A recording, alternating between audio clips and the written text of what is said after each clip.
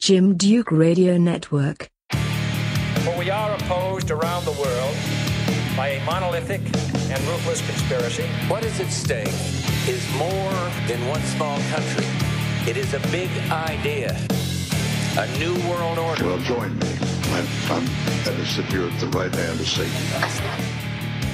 A rational voice in a world of conspiracy.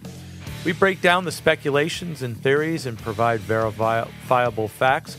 My website is jimdukeperspective.com. We've been banned from Facebook, and the YouTube channel has been deleted by Susan Rositsky. But you can see many of the episodes on BitChute and on an alternative YouTube channel I have called Jim D Perspective. Check that out, and you can find some of these uploads there. They just do the audio there unless I put on the video, and then you'll see the video there. So my patrons get some of the feeds on video regardless, though. That's what I offer if you're a patron. The podcast is available on your favorite apps or players. You can also hear it right on my website, jimdukeperspective.com, and you can contact me there as well. We're also on the Shake and Wake radio network if you want to listen there. So lately there's been a revision of the UFO phenomena, the aliens, because there's been a congressional hearing. So this started out as a said whistleblower coming out and calling for transparency in Congress to disclose the information they have on aliens. And they're not just talking about suspicions of things. They're talking about actual non-human entities. UFOs are not called UFOs anymore, I guess. They're called UAPs, unidentified aerial phenomenon, right? And if you remember back when they were shooting down the images, the UAPs, when the military shot down the images, and General Glenn Van Herk, the Air Force general responsible for overseeing the North American airspace for NORAD, refused to rule out extraterrestrial forces at play. And this kind of put up some flags by people that didn't want this to, they said, well, he was just, you misheard him or whatever, they try to always play it down. But then we get this, in the last week, there's been what is it called? What was it? What kind of investigation? A committee house hearing or something? It was the House subcommittee hearing. Subcommittee, that's it, yeah.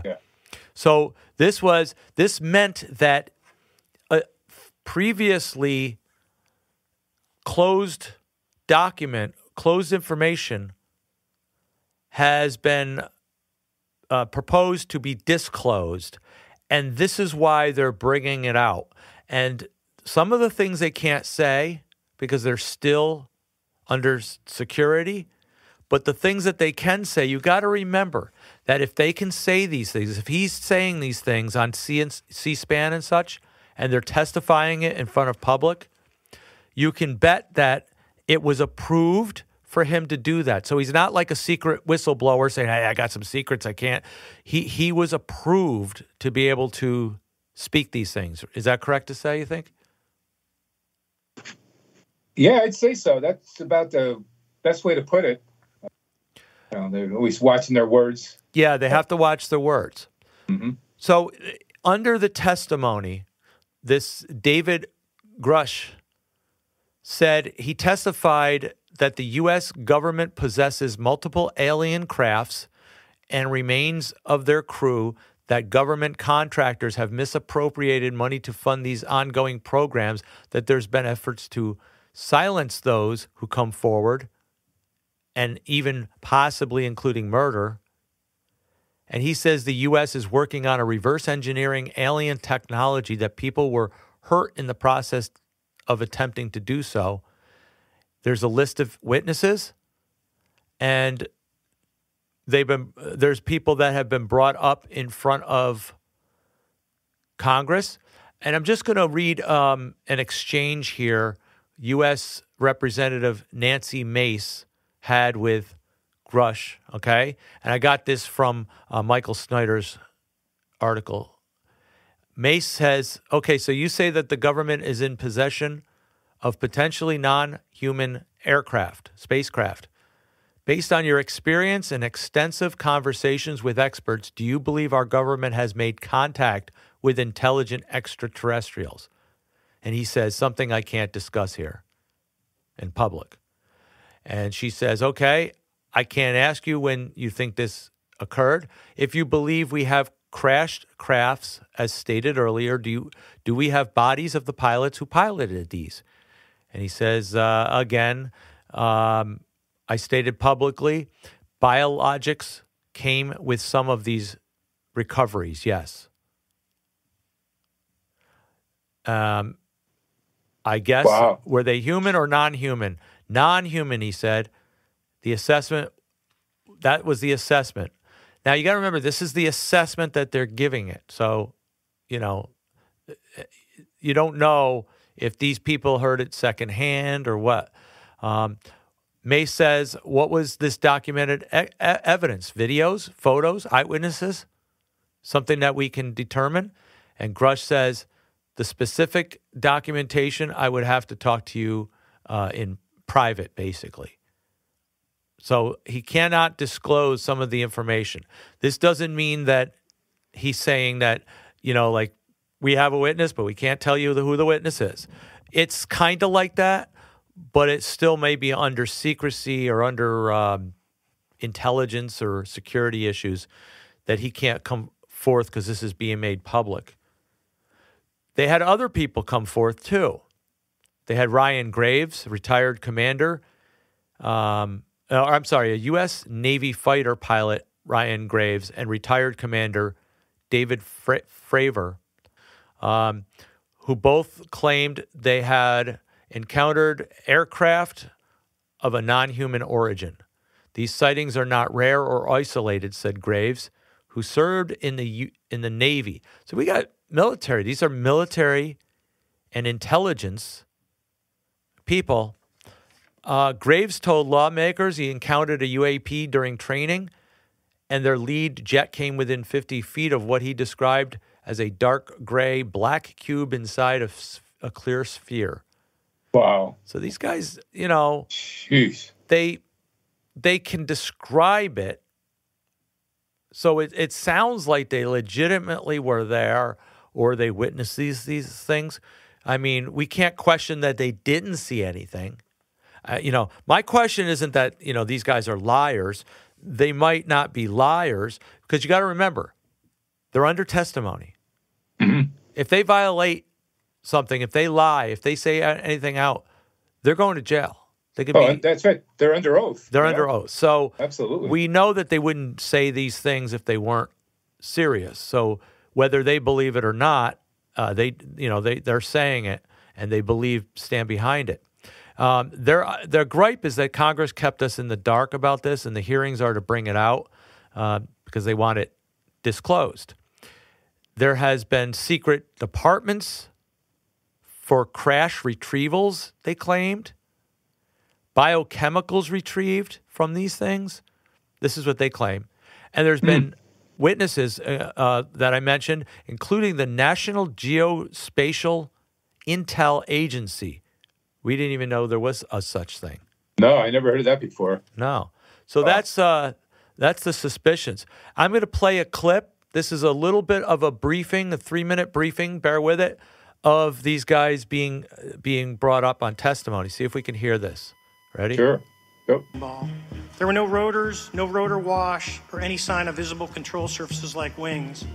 As we started clockwise towards the object, my Wizzo and I decided to go down and take a closer look with the other aircraft staying in high cover to observe both us and the Tic Tac. We proceeded around the circle about 90 degrees from the start of our descent, and the object suddenly shifted its longitudinal axis, aligned it with my aircraft, and began to climb. We continued down another 270 degrees. We went nose low to where the Tic Tac would have been. Our altitude at this point was about 15,000 feet, and the Tic Tac was about 12,000. As we pulled nose onto the object, within about a half mile of it, it rapidly accelerated in front of us and disappeared. Our wingmen, roughly 8,000 feet above us, lost contact also. We immediately turned back to see where the whitewater was at, and it was gone also. So as you started to turn back towards the east, the controller came up and said, "Sir, you're not going to believe this, but that thing is at your cat point, roughly 60 miles away in less than a minute." All right, so that's him. This is commercial. Right now, we need a system where This is pilots can Graves. report without fear of losing their jobs. There is a fear that the stigma associated with this topic is going to lead to professional repercussions, either through management or perhaps through their yearly physical check. So having a secure system, reducing the stigma, and making this information available through the public is going to reduce the concerns that aircrew have. Mr. Grusch, finally, do you believe that our government is in possession of UAPs? Absolutely, based on interviewing over 40 witnesses over 4 years. And where? I know the exact This is locations, Grusch. and those locations were provided to the Inspector General and some of which to the intelligence committees. I actually had the people with the firsthand knowledge provide a protected disclosure to the Inspector General. How do you know that these were not our aircraft? Some of the behaviors that we saw in a Graves. working area, we would see these objects being at 0.0 Mach, that's zero airspeed, over certain pieces of the ground. So what that means, just like a river, if you throw a bobber in, it's going to float downstream. These objects were staying completely stationary in Category 4 hurricane winds. These same objects would then accelerate to supersonic speeds, 1.1, 1.2 Mach, and they would do so in very erratic and quick behaviors that I don't have an explanation for. What astonished you the most about the flight capabilities of these Tic Tac, very briefly? The performance. Absolute performance. It was. And you're not aware of any other objects that anybody in the world has, in this world, that has those capabilities? No, I think it's far beyond actually our material science that we currently possess.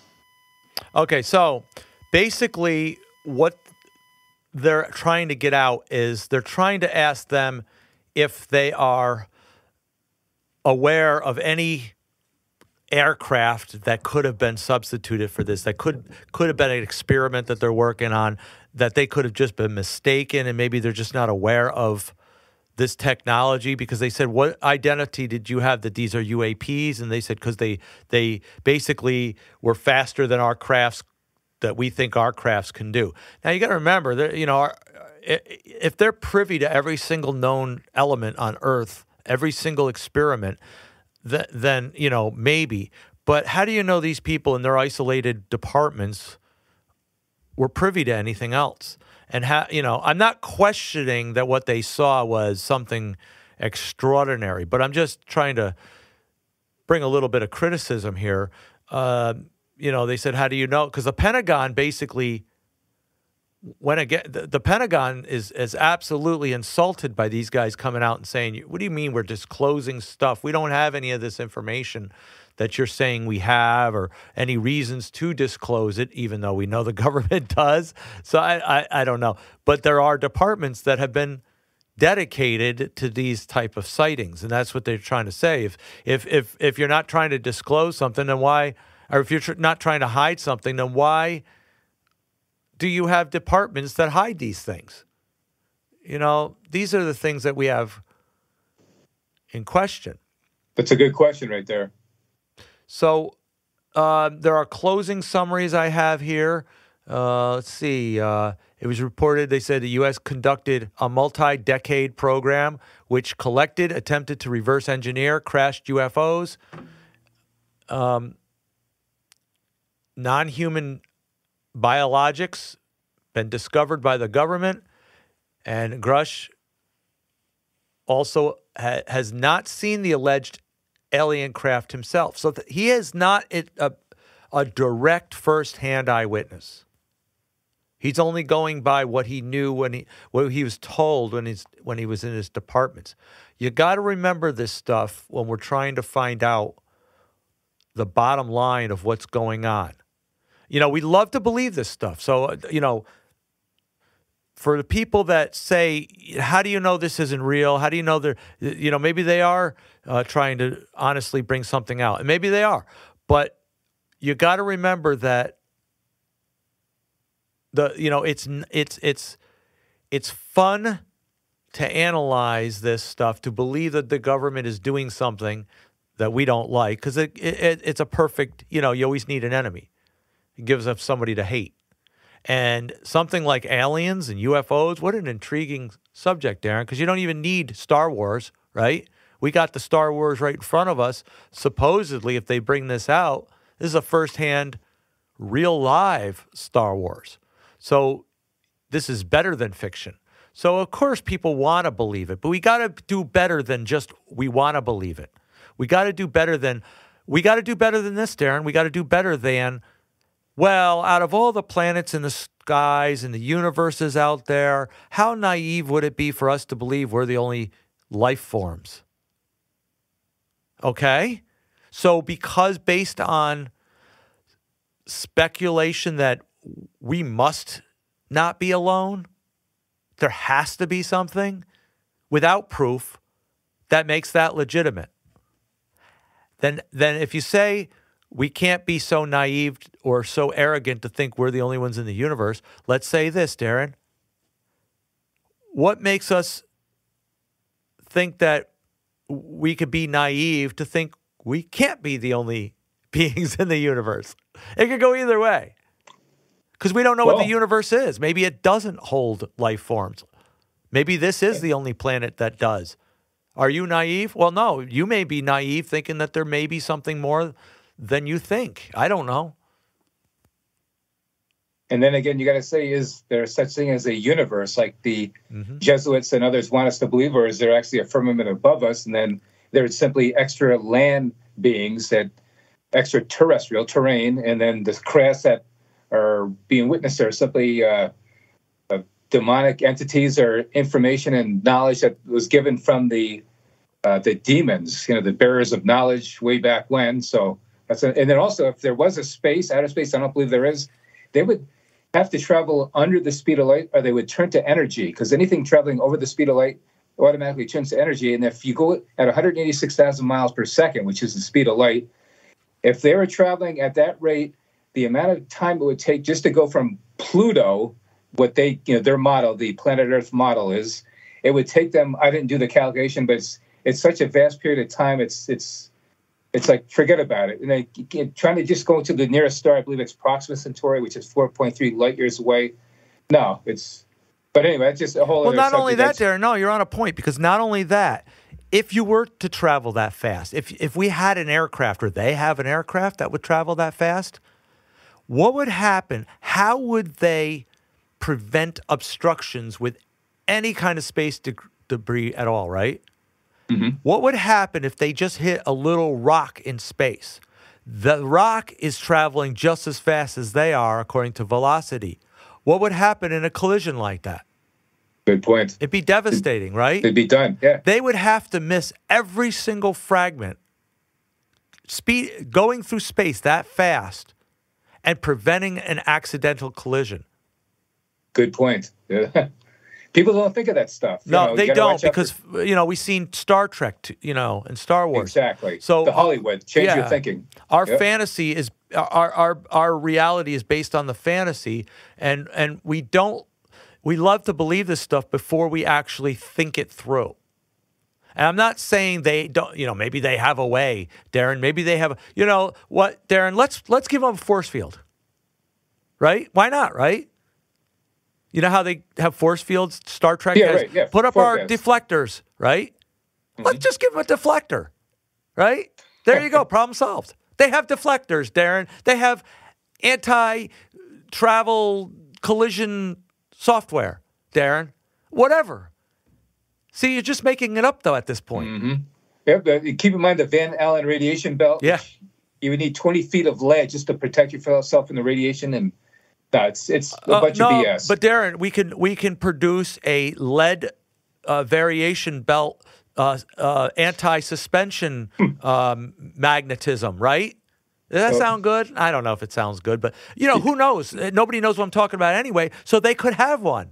You sound like McToon there, Mike Toon. That's what you sound like. Yeah. But you see what my point is we can make it up what we suspect they must have to fit the narrative, but that doesn't really make it valid. Yeah. How do you debate something like that? Yeah, and they so just come up with all this. You can't. So basically, you just have to say, well, if you want to believe it, believe it. I don't have proof yet. I don't believe it. Right. There is a suspicion, though, why Chuck Schumer of New York, our senator, has tried to make a disclosure act that the government has to be transparent about UAPs. Well, maybe he wants to get to the bottom of it too, right? Mm-hmm. Maybe he wants, okay, if you got evidence, bring it forth. It may not be you guys are hiding something. We want to make sure you're transparent. Maybe it's Chuck Schumer just says, hey, I want to make an act that if there is anything out there, you're going to come forth. Otherwise, shut up. You know? Mm-hmm. But, you know, it is, you know, we have to also ask if they're doing this, why are they doing this all of a sudden? What do they have planned for us? Why are they making a case for non-human bodies? Why are they making now people in the rapture camp, you know, the pre-tribulation, mm-hmm. Get us out of here, rapture. Get us out of pre-millennium, beam us up, Scotty, rapture. They believe that this has been proposed as the narrative that they're getting ready to bring forth for when the rapture happens, so they can explain how everybody disappeared. Oh, they got taken up by the Martians.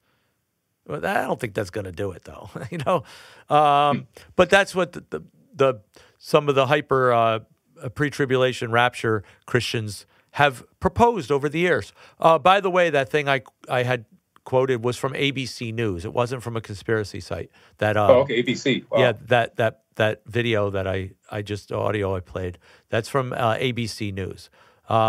So we wonder, you know, now here's some things to consider, and I'm not saying that this is what's happening.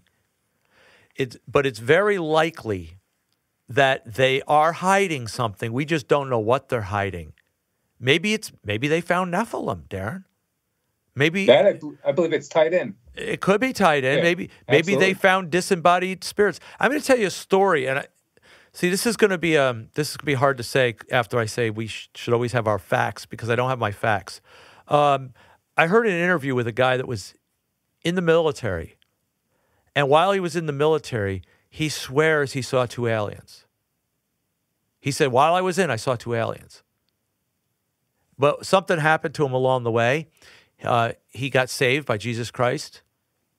And he says, now that I'm cleansed and I see things a little clearer, and I don't believe everything my government says, I'm thinking back and I'm looking back at the time when I thought I saw 2 alien entities, and I can't be so sure now that they were demonic entities. Wow. They might have been demonic entities. They didn't show no signs of physicality, like definite physicality. They could have been some kind of demonic entities. I don't know. Remember, yes, exactly. Remember, Satan is called the angel of light and the master deceiver, so he can manifest supernaturally into a earthly bodily form or physical, you know, characteristics from the spiritual to the natural. So right. He's the master deceiver. So they can give the illusion that there's aliens. Why would he do that? Well, I'm sure there's several reasons for that. Number one, to bolster the concept of cosmic evolution, like there's no God, that everything's a result of a single point of pure energy expanding out, known as the Big Bang, and here we are today. So it denies the existence of God, right. The Creator. Mm-hmm. That's why they desperately cling to a universe, and they try to mock flat Earth and the firmament as much as they can, because this model brings Earth to a screeching halt. Once you admit that, you know, outer space and Star Trek and all that is a bunch of BS, like I tried to tell McToon there, but he had a bunch of strawman arguments and a bunch of lies and misconceptions, but that's a whole other topic. But that's why they cling to that. But that's all it could be. It could be a spiritual answer to that. But it could also be a government, like the Area 51 or S4, for instance. They have craft under there that's so advanced that they say there's living and breathing aircraft. Living aircraft. I don't have the evidence, but I've heard testimonies from a guy they ended up killing him because he revealed what was actually going on. That's kind of what there. Grusch was saying. Mm-hmm. That he's testified that the people have been murdered over this. Yes, absolutely. But what you're saying about, what is that you just said? That there's actually a craft that responds to the emotions of the pilot. Really? Oh yeah, it's like it reads the guy's mind, and it has what's the origins of it?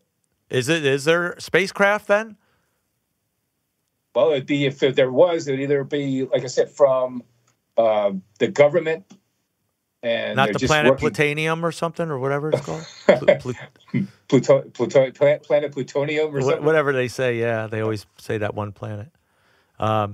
So you think it's a earthly craft, like something that our government worked on? Yeah, absolutely. Our government, it could be the government of the world. Yeah. And it could be, okay, so you got to remember this. Everybody that's had these abductions, everybody that's had these sort of eyewitness, third-hand or second-hand information, that I know somebody that worked in the military were this, and they saw this, and they saw that, and the people, a lot of them are military, right? Mm-hmm. They're tied in with the military. A lot of military families are the ones that see some of this stuff or hear of some of this stuff or get abducted. You know what I mean? You got to wonder how it's isolated to certain families, certain people, certain genealogies, certain demographics. And then you got to wonder, with the way that our government works with MK Ultra and mind control, how do you know, right? Just like they were conducting MK Ultra, how do you know that they weren't doing these experiments and putting these people under MK Ultra to come up with a delusional vision of what they see, so that if they do whistleblow, they could say, "Oh, we seen aliens from," and they go, "Oh, yeah," and they put this stuff in their head to make them sound wacko. Exactly. That's probably exactly what they're doing. Because you got to remember, here's a little coincidence, Darren. When Roswell came about, 1940s and all this, 47, and, just before Aleister Crowley died in 1948, I guess, or 1947, all this UFO, it was involved in New Age. It was tapped into New Age. And you got to remember, Aleister Crowley was an occultist, and he had this visionary alien that he talked to called Lamb. And Ayahuasca, or whatever the other one is. These were spirit beings, but, they had kind of alien forms. And you got to remember that when we started talking about Roswell and different UFOs, it was exactly the same time when when the German scientists came over here under Operation Paperclip, over their mind control experiments, to come here to teach us mind control. MK What a Ultra. coincidence, huh? And it was a coincidence that this is the same time period when some of the people testified that they saw aliens and saw UFOs, the same time they were conducting experiments on the military personnel to do the MK Ultra mind control. Wow. Unbelievable. You got to wonder if these things are all tied in. This is all, I'm going to say it like this. If it's a delusion, but based on a misdirection. In other words, maybe it's not extraterrestrials from another planet, but maybe these guys were actually experimenting in some kind of occult rituals. Maybe they were experimenting with demonic entities, but they didn't. They wanted to cover it up and call it aliens, so people wouldn't suspect that they're actually dealing with this kind of stuff. I'm not saying that these guys were, our military is now conducting occult rituals, but they are. They were. I know people that are in the military, and they were invited to some of these rituals. But what I'm saying is the different scientific aspect of it. Maybe they are actually tapping into demonic entities, and maybe they think they're aliens even. Maybe they do. Remember we discussed that a few weeks ago in regards to celestial and terrestrial. Remember, they'd have to be extra celestials. Exactly. They call them extraterrestrial. Yep. They put it right in our face. It's extraterrestrial from. We believe it's from beyond. Well, anyway, it's a whole other subject. But anyway. So we have to wonder if these aren't part of a greater agenda, and like you said, if they can say, hey, we don't want to startle the public, but we want them to consider this stuff. Let's bring the alien thing out. Well, then you have a question of whether the Bible's true, whether did God forsake us for some other entities? Do they have precedence in the universe? Maybe we didn't even come from God creating. Maybe we came from, now you get the Sumerian texts. Now you start to get into the Enki and Enlil and the whole Zechariah Sitchin thing, which, by the way, he had no proof that he actually could read Sumerian cylinders. He made a lot of stuff up because now when they read it, they don't get that same thing. There is no texts that speak of any proof of anything extraterrestrial out there. It's all just been subjected. And Sitchin had a great story, but one of which you really can't prove any more than people say they want to prove the Bible. You know what I mean? You got this Enlil and Enkil, all these entities that they can name. They say they have names, and they say, well, obviously, why did the aliens come here? You know why, Darren, right? They were after our gold. I mean, come on, everybody wants gold, and now the gold prices are, gold is a commodity, the aliens want a piece of this too, right, Darren? It's worth something. What if their currency crumbles, right? But this is the stories you get. And people go, well, it can be true, and you guys believe in the Bible, some fantasy about some God that created the whole universe and people, and you guys believe in that. We got proof. We got scientific proof. We got Sitchin telling us about the cylinders, and we got proof. Really? Where's your proof? Well, I mean, there's no proof, but it's more reasonable to believe than your God floating in on the clouds. Is it really, Darren? Is it better? Is it more believable that we came from some aliens out in some kind of space, a galaxy, and that panspermia? Panspermia, right? Yeah, that's what you're getting at. That just pushes the problem. Pushes the problem. Panspermia means that instead of the origin being an amoeba here on Earth, we came from sperm that got shot across the universe that landed here, and that's what created us. I commend them on one thing, though. What? It takes far more faith to believe in that than to believe in a creator so God. They got more faith, yeah. They have more faith than us. I envy them for that. Well, that's one thing. Some defend to the hilt this idea that there's life on other planets without having any real evidence. Yet they insist there must be because that's logical for them and the basis for arguing their case. But yet they deny the belief of a heavenly God who produced life, who we have evidence of witnesses of people that have been saved, and he made the planets, and they say that sounds like a fiction. I've come across many people. Here's an example of one of those guys that come up with this, and they say there's more proof of aliens, and this is Ken Ham and Bill Nye the Science Guy. Wow. Listen to this. This is a reasoning. This is how they reason. Ready? Okay. You find these shock patterns, and you find the minerals. That's Bill Nye. So it is not crazy, it's extraordinary, but not crazy to suggest that Mars was hit with an impactor through what's generally called a Hohmann orbit, an orbit where it falls toward the sun but ends up on the Earth. You and I are descendants of Martians. Okay, and that's not crazy. And that's not crazy? Is it crazy that you and I are descendants of Adam and Eve? We are descendants from a common ancestor. I don't know is that it they crazy went by that those names. is it crazy that God made the first man and woman and we're descendants of them? For me, there's no evidence of that. So is that crazy? But I wouldn't use that word. What would you say? It's you're betraying your intellect. You're not using your head. So you're saying it is crazy? It's frustrating. Which is more crazy, though? But you're saying we're descendants of Martians, and that's not crazy? I say it is not crazy. It's extraordinary, but not crazy. Okay, and we have a process by which we can prove that. That's what's so exciting. Prove that we're Bill, I want you to do that for all these young people. Prove that we're descendants from Martians. I can't prove that right now. I don't know where you were the last minute. You said there's proof. We want to send spacecraft there. Okay. We have a process by which we can make this discovery. Okay. And it could be on Europa. But they haven't done it yet. What if there is no discovery? Well, that's also extraordinary. That makes us. Hold on a second. Okay, so a young girl, a student in the audience, Bill Nye says, "Well, we have proof of Martians. It's not crazy. It's crazy to believe in God, but we have proof of Martians." And Ken Ham goes, "Wait. You got proof of that? Okay, show us. Give the audience." He goes, "Well, I can't show you now. I don't have any proof."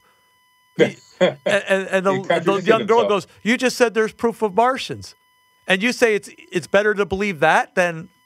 let me play what she says again. Listen. Well, that's also extraordinary. That makes us even more unusual in the universe. Are you prepared to take? We have a book. There is no discovery. Oh, okay. Well, that's so also- he says, we're still discovering it. And the girl goes, well, what if there is no discovery? What are you going to do then? I mean, that makes us Good girl. even more unusual in the universe. Are you prepared to take? We have a book called the Bible that says it is the Word of God who made all things. Who said, here's what happened in the past. Are you prepared to take that and consider it in regard to the evidence you see in the present? So I claim, Mr. Ham, that I spent a lot of time with it. I read it twice. I followed the guys around on the maps. I decided that humans made the whole thing up. Okay, so this is what he said. Wow. All right, and I had a talk about this with somebody. Okay, they said your problem is you view aliens as they must be demons because you can't decide what they are and you can't believe that there's something out there in the universe besides us. So you have to put your Bible verse in there. And it's like, well, that's the worldview we subjected ourselves to. What do you subject yourself to? We're open to believe everything, they said. And I said, so you're open to believe that aliens are a figment of your imagination and they could be demonic entities and that God did create? Well, not really, because we don't have proof of that.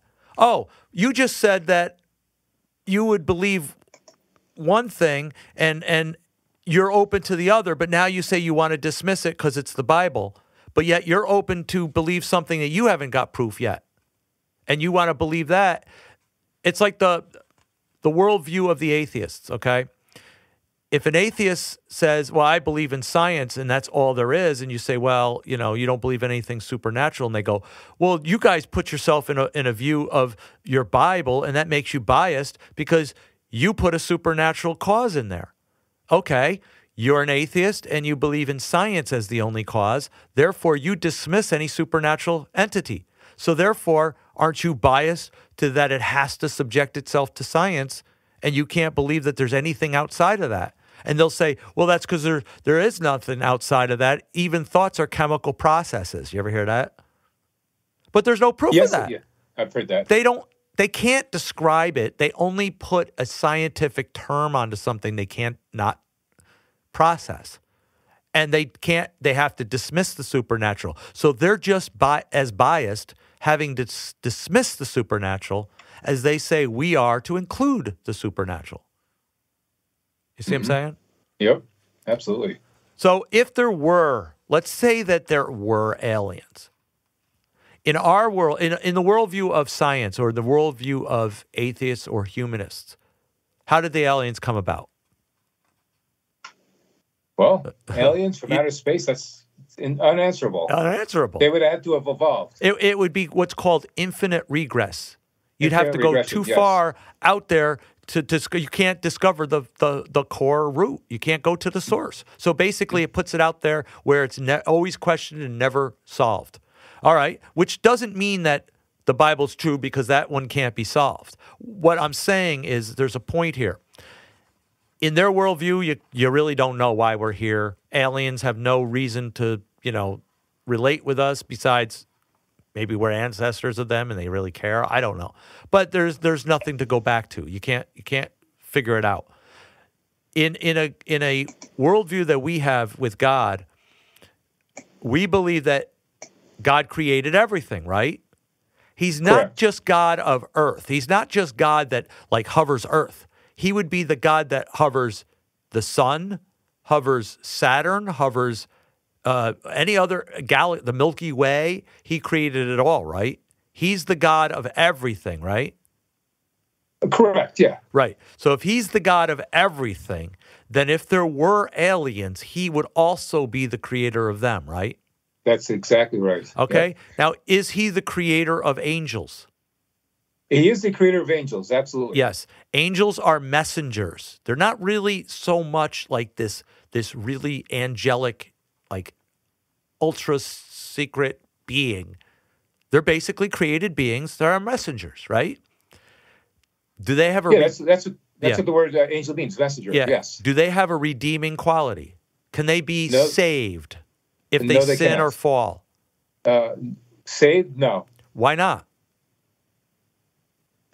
Well, because they were not created in the image of God. Therefore, the Lord Jesus Christ did not die for their sins. Right. They weren't made to inherit that. like we were. Right. Humans were. So if there were aliens, maybe God did create something out there that either were like the messengers, where they can't inherit redemption. So therefore, if they fall, they're fallen. Maybe they're fallen angels, because the angel means messenger. Or if they were an entity that is redeemable, that God, because God doesn't tell us everything there is in the Bible. He doesn't tell us whether there's life on other planets. There could be. I'm just saying in relationship with what God tells us. He didn't tell us that, right? Right. So we don't know. But if he did create those aliens, they would also be subjected to God's righteousness, correct? Correct. And if they were redeemable, they would also need a savior, right? Right. And that means that Jesus that came here to save us would also be the same Jesus that would come there to save them. That's so a good they would point. still need Jesus. Mm-hmm. But we don't have proof that there are these things. But we do, as people that believe in the Bible and God, that if there were these aliens and they were not redeemable, they could be just like the messengers that are not redeemable, right? Correct. Maybe they are like the messengers, right? Mm-hmm. Maybe they are the messengers. Exactly. Maybe they're the fallen messengers, the fallen angels. That's what I right? believe. Or maybe they're the offspring of the fallen angels, which are the Nephilim. You know, that's the extra biblical term that we have for giants. It's actually not extra biblical. It's in Genesis 6. It says the Nephilim. The question is whether they're Nephilim giants on earth that were men, or giants on earth that were something that was a forbidden offspring from going into the daughters of men. That's the subjection that we have. So, you know, let's take it at that aspect. If they were the subject of offspring, as some people propose, they would be Nephilim. Now, when they disembody, they have no redeeming soul, no redeeming properties. Their bodies cannot be redeemed, cannot be resurrected, right? Correct. So they're basically disembodied. That's what we think demons are, the disembodied spirits that are intelligent, that entered into these life forms, but now they're disembodied, so they have to find a host. Exactly. They'll enter an inanimate object to receive worship, but most preferably either an animal, but ultimately a human being. They want to possess or, take over their bodies, and it's that they seek. And the abyss is something where there would be nothing for them to enter. They fear the abyss, so they just roam around randomly, uninhabited with any type of body or object. Right. And how do we know they're not inhabiting something in order to exist, and that's the life forms that people see? But here's the thing also. I studied ufology when I was a kid. I studied alien abductions, okay? Matter of fact, I met a guy that was abducted. Okay. I was an intern I did a production. I did producing. As you know, we did television together, right? Remember? Right. I was an intern at the station. That's how I got in. Remember? Did you ever go to the station to record? Do we ever have to do that, or do we always do it home studio? It was just at the house. At the house, okay. Before that, I was doing productions at the studio, and I was producing a show, a local show, and we had a guest on. The guest was from Troy, New York, and he was on In Search Of and those kind of shows. He was interviewed, and he came in. He showed me this thing he had in a cube, and it looked like a fragment of a piece of metal, like a triangle shape. And he says, I pulled this out of me. This is what the aliens put in me. They put a tracking device. Well, first of all, I don't know that they would need a tracking device, but why would they have him as a tracking device? Second of all, how does he know the government didn't do that and put a chip in him? How does he know that? He doesn't. How does he know they didn't put a narrative in him and put him under mind control and showed him that they were aliens, but they were actually just doctors who mimicked aliens? They mind control, gave him a subjected alter explanation so that if he did whistleblow, he'd be on In Search Of, but he wouldn't be taken seriously. You know what I mean? How do we know that wasn't true? But the guy was a kook. I mean, he really believed was on this planet, this ship, and all this other stuff. He had this whole fabricated story. I don't want to say fabricated. He believed it was real. He had this whole story of where he was and what he did. And we have the story of Betty and Barney Hill. Okay. I followed that. Now, where were they working? Were they military? I don't know too much up on them. I couldn't really comment on that for too much info. Yeah, I said I used to study this stuff, and now I don't remember. I was a kid, I mean. But it was in New Hampshire. Let me look it up real quick and see what I have. They lived in New Hampshire, employed by the U.S. Postal Service. Okay, so they were government agents, but they weren't in the military. Okay, but they were government agents. How did I guess they were going to be government tied somehow? All right. So anyway, but my point being is that they have a vivid imagery of lost time, and that under hypnosis they could recount. Now, how come you have to be under hypnosis? And of course, if you're under hypnosis, you could be subjected to anything. All right. Mm-hmm. Not only that, I noticed this when I was a kid, when I was studying alien abductions. You'll notice these similarities. First of all, they all seem to think they see the same type of image of this big head and big eyes, and almost like the Aleister Crowley lamb image. Okay. But anyway, they were confronted by these entities, right? And then they didn't speak to them. They telepathically put thoughts in their head, right? Face to face. What happened after that? After they went face to face, telepathically speaking through thought to these people, these creatures, whatever, what would happen shortly after that, after they went? Do you ever recall what happens usually with these people?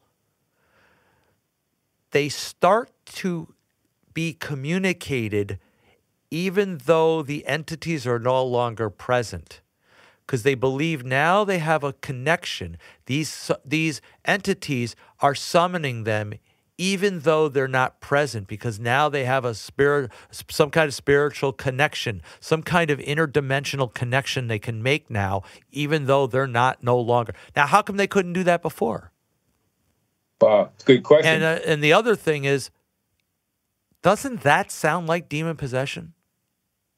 It sure does.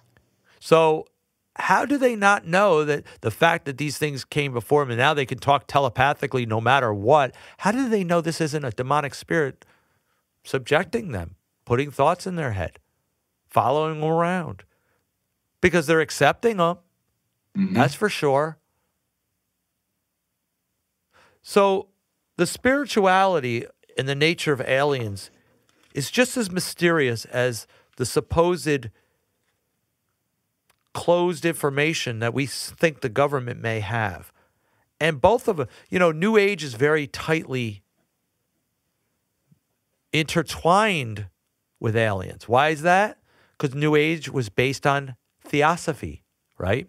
Theosophy merged into, it was a branch of it called Lucis Trust. Lucifer Publishing came out by Alice Bailey, and Alice Bailey formulated esoteric books that are prominent in Freemasonry. They have them in their libraries. They're prominent in the United Nations.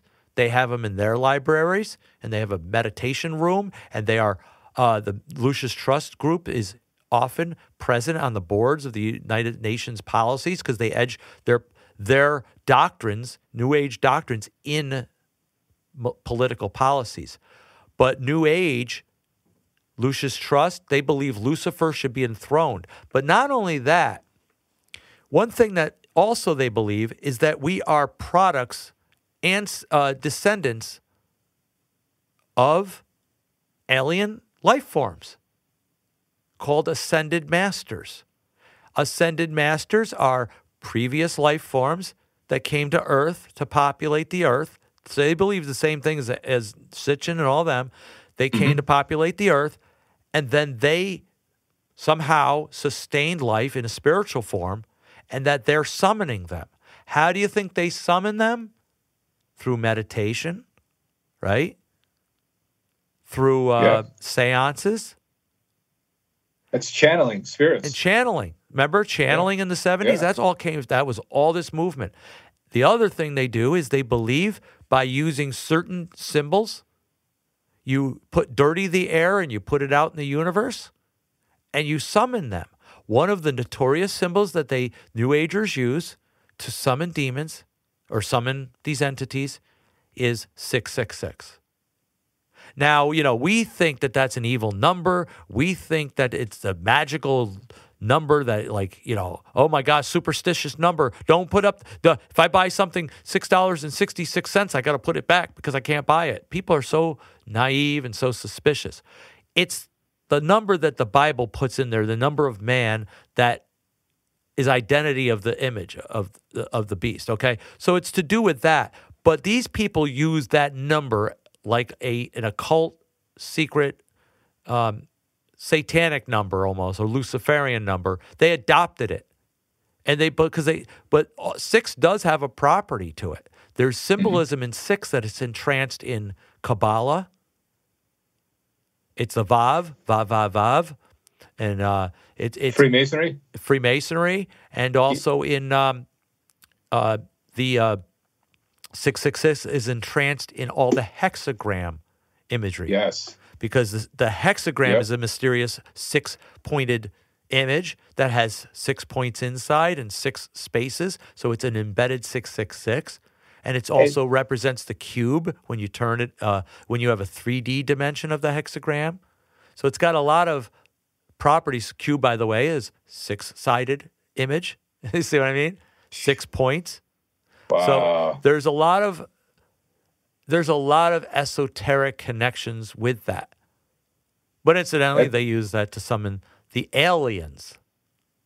And something else, the numbers that these planet Earth people give us in regards to the so-called solar system and universe, the speeds, for instance, that what they say we're traveling like at around the sun at, it's roughly 66.6 thousand miles an hour. Yeah. And they give us another 666,000 when you break down the numbers and reverse them. Like so I said, they use occult numbers in there. Absolutely. It's Kabbalah just all numbers. A bunch of nonsense. Yep. This McToon and what his planet model. Anyway, I just had to throw that in real quick. That's Freemasonry and the Jesuit garbage. Well, regardless whether, we can prove what aliens are, one thing we have to say that it's deceptive and it redirects man, trying to get him to abandon God and look at space for answers. That's really what it's subjected to do. Let me give 2 scriptures out there. 2 Corinthians 11:13 through 15, such as false apostles, deceitful workers. They transform themselves into apostles of Christ. No marvel that Satan himself is transformed into an angel of light. Therefore, an angel, notice, messenger of light. Therefore, it's no great thing if his ministers also are transferred into ministers of righteousness, but their end is according to their works. Their end is death. Galatians 1:8 and 9 says, but if we or an angel from heaven preach any other gospel unto you than that which was preached unto you, let him be accursed. As we have said before, let's say now again, if any man preach any other gospel unto you that you have received other than you have received, let him be accursed. So therefore, if this is a different gospel and a different pattern, it's an abomination. It's accursed. So exactly. Yep, absolutely. All right, with that, we'll go out. Thanks, Darren. And we offer this podcast for free. But if you find this information helpful, consider supporting it on Patreon at Jim Duke Perspective, or you may offer a one-time gift at PayPal. There's a link on the sidebar. At the very least, though, tolerate the ads that I have that I allow the network to place. And if you could share this podcast with your friends on social media or leave a review, you can connect with me on Facebook. I'm at Facebook, Jim Duke Perspective, and Twitter at JD Perspective. Episodes are sponsored by my production company, Duke Jam Studios. Thank you for listening, and we'll see you next week. God bless.